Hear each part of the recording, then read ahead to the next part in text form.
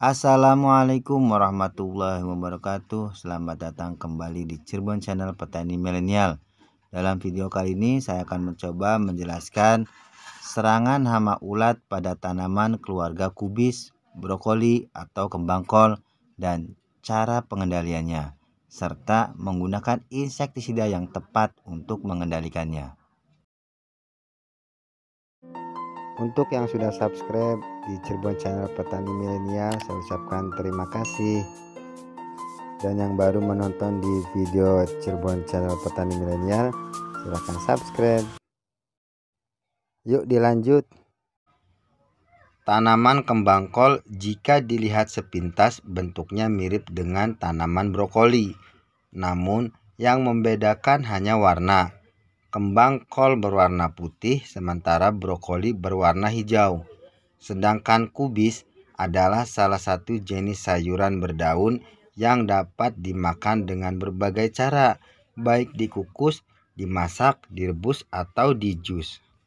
Tanaman brokoli, baik kembang kol dan kubis, adalah termasuk dalam keluarga Brassicaceae dan merupakan sayuran silangan. Kubis, kol, atau kobis dengan nama latin Brassicaceae oleracea merupakan tanaman sayuran semusim yang banyak ditanami terutamanya pada dataran tinggi. Tanaman kubis masih berkaitan erat dengan tanaman seperti brokoli, kembang kol, dan kubis Brussels. Namun, kubis memiliki 3 warna, yaitu berwarna hijau, ungu, dan putih. Perlu diketahui, dalam budidaya tanaman kubis harus memperhatikan tanda dan gejala hama atau penyakit tanaman kubis guna menghindari kerugian yang diakibatkan oleh hama dan penyakit tersebut. Oleh sebab itu, untuk mengantisipasi lebih dahulu harus mengetahui hama dan penyakit yang sering menyerang tanaman kubis serta cara pengendaliannya. Salah satu hama yang menyulitkan petani adalah hama ulat. Ada banyak sekali jenis ulat yang menyerang tanaman kubis atau keluarga kubis. Salah satunya adalah ulat daun dengan nama latin Plutella silostella.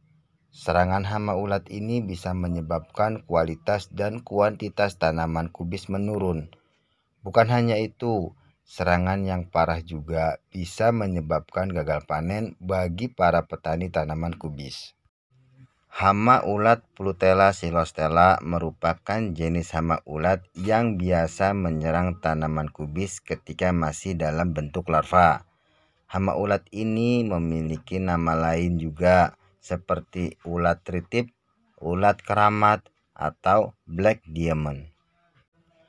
Ukuran dari larva hama ulat ini termasuk kecil, sekitar 0,33 inci. Itu pun sudah tergolong ukuran larva yang paling besar. Bentuk tubuh mereka memanjang, bagian tengah melebar sedangkan arah anterior dan posterior bentuknya meruncing. Pada bagian posterior terdapat 2 proleg yang membentuk huruf V. Pada fase imago, yaitu ngengat, tubuh mereka berwarna abu-abu sampai coklat kelabu. Ketika sayap mereka dilipat, nampak 3 buah tanda yang bergelombang yang berbentuk seperti berlian atau diamond. Terkadang ada juga yang tanda berbentuk segitiga di sepanjang punggung mereka. Siklus hidup ulat kubis Plutella silostella merupakan serangga yang bermetamorfosis dengan sempurna. Ada 4 stadia atau siklus hidup yang dilalui hama ulat ini, yaitu telur, larva, pupa, dan imago.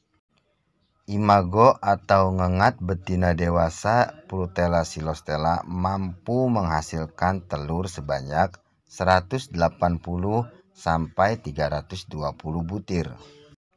Telur ulat Plutella silostella berwarna kuning kehijauan. Ngengat dewasa akan meletakkan telur mereka di sekitar tulang daun di bagian bawah permukaan daun. Ada kisaran 1-6 telur dalam setiap peletakan telur. Larva dari hama ulat Plutella xylostella sangat mudah dibedakan dengan jenis larva hama serangga lainnya. Larva hama ini tidak memiliki garis membujur di sekitar tubuh mereka. Ciri-ciri dan gejala serangan hama ulat Plutella xylostella biasanya meningkat semenjak tanaman mencapai umur 5 minggu sampai 9 minggu dari awal tanam. Ulat atau larva yang baru saja menetas akan langsung memakan daun tanaman yang masih muda selama 2-3 hari.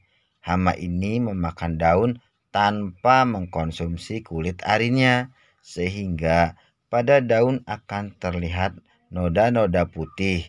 Oleh sebab itu, hama ulat ini bisa juga disebut hama putih.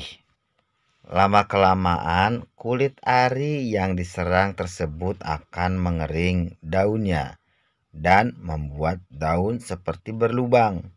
Jika tingkat populasi hama ini semakin meningkat, akan timbul kerusakan yang lebih parah. Hampir semua daun akan dimakan hingga hanya terdapat tulang daun saja yang disisakannya. Dan biasanya serangan hama Plutella xylostella akan semakin parah pada musim kemarau, yaitu umur 5-8 minggu. Setelah kita tahu ciri dan gejala serangan hama ulat Plutella xylostella, lantas bagaimana cara pengendalian hama ulat daun tersebut? Ada beberapa cara dalam mengendalikan hama ulat Plutella xylostella.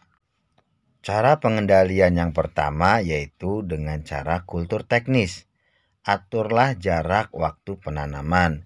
Misalnya, menanam pada bulan November hingga Januari.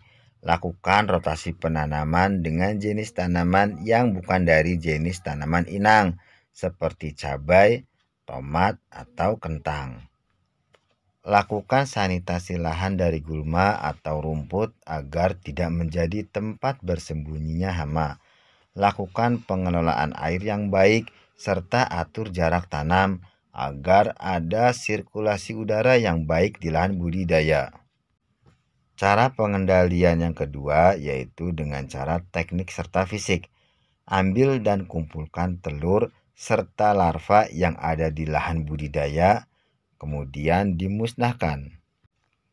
Pasang perangkap lem yang mampu menarik ngengat pada lahan budidaya. Cara pengendalian yang ketiga yaitu pengendalian secara kimiawi atau dengan menggunakan pestisida. Pengendalian secara kimiawi biasanya menggunakan insektisida dengan bahan aktif asefat, klorfenapir, emamectin benzoat, metomil, spinetoram, dan double bahan aktif.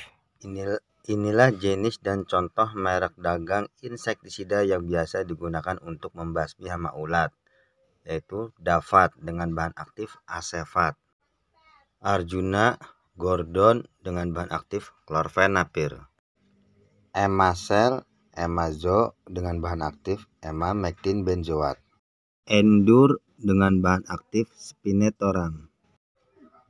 Dan untuk insektisida double bahan aktif yang sering digunakan untuk membasmi hama ulat pada tanaman kubis adalah dengan merek dagang Fenit dengan bahan aktif emamectin benzoat plus lufenuron. Untuk pengendalian secara kimia atau dengan menggunakan pestisida perlu dilakukan dengan bijak, apalagi dengan menggunakan insektisida double bahan aktif. Pengendalian dengan cara ini bisa mempengaruhi ekosistem alami seperti matinya predator alami serta pencemaran lingkungan. Selalu gunakan dengan bijak dan sesuai dosis yang dianjurkan. Itulah penjelasan mengenai cara mengendalikan hama ulat pada tanaman keluarga kubis, brokoli, atau tanaman kembang kol. Terima kasih, semoga bermanfaat. Jangan lupa subscribe.